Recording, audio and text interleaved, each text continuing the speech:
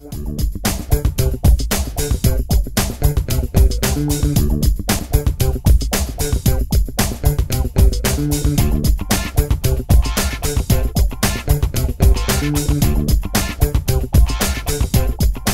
sports fans, it's Ross Greenstein and you are watching SchollyLife TV, the place to learn how to navigate your recruiting process.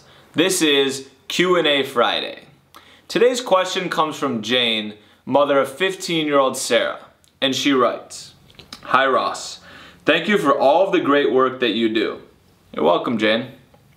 Our daughter Sarah is starting sophomore year, and I'm wondering if it's too early to have her begin emailing some college coaches her resume. We purchased the Scholly Guide last year and have followed the process so far.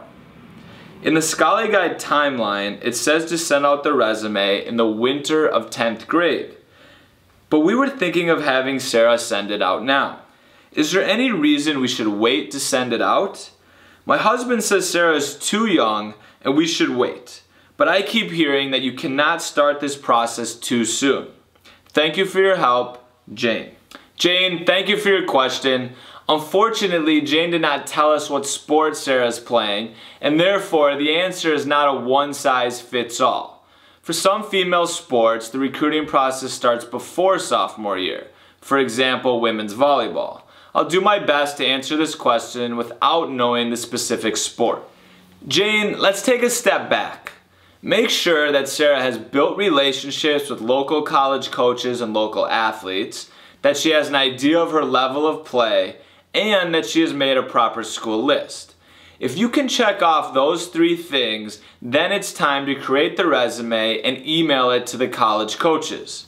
Most families fail to do those three things before sending out the initial resume, and that's a big mistake. Regarding whether Sarah is ready to send out her resume depends on if she is ready to speak to the college coaches and ask them the initial three questions.